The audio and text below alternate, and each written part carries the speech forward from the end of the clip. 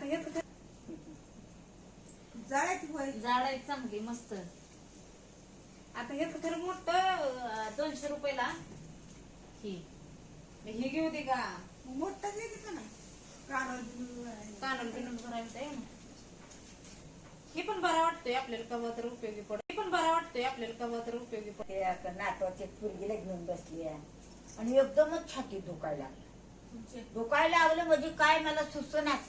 मग बाहेर न उठून त्या बेडवर असं हे रडायला लागले.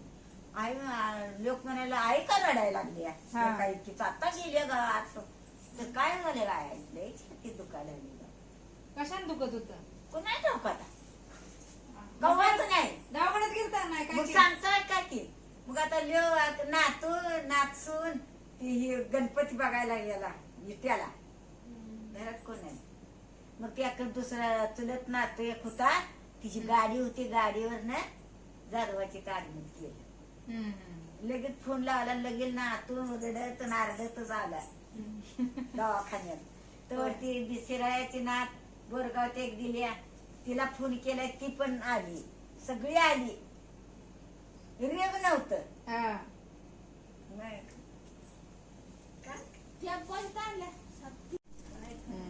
मग आता बीपीच्या गोळ्या चालू झाल्या तर बीपी नाही काय नाही दुसरं काय आहे कुणा ठाऊक. इथं आणि पोटाला खाऊन येत जावा येताना सांगलीला आले घेऊन येतो इथं हे काय करायला. मग आता काय डॉक्टरांनी नाही सकाळ सकाळ थंडीच पण लय येत जाऊ नका. थंडीच नाही झालं आता एवढंच. आता विकायचं नाही फेकायचं नाही माल नाही काय नाही कोण चिरायचं. होय मग निवांत आपलं असतात. निवांतच कसं शिर्डी कुठे वैरणीला मी जात नाही. आई लक्ष्मी आई पिशवी आणली का नाही ठेवायला पैसे किंवा पिशवी आणली का कपाट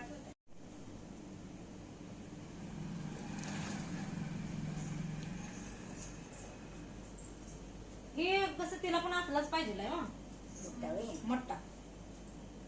बघू दे घेऊ दे की आहे की नाही ती राहणार आहे खाली. आजीला सांगितलं तर ते मोठं परत करून घेऊन येते. आम्हाला तसंच घेऊन आले ना. नाही जायचं बाळका पण चांगला आहे दाट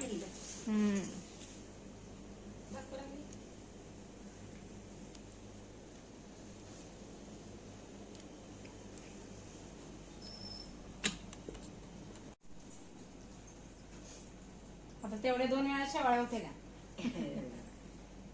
थोडं द्यायचं लय द्यायचं नाही. थोडं भूक लागत तसं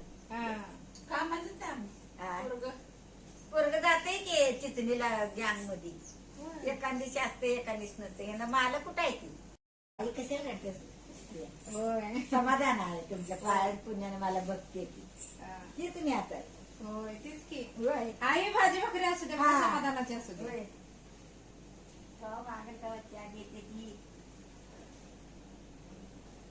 हाय बाई तुमच्या पायात पुण्याला मला बघते की काय पैसे घातले म्हणून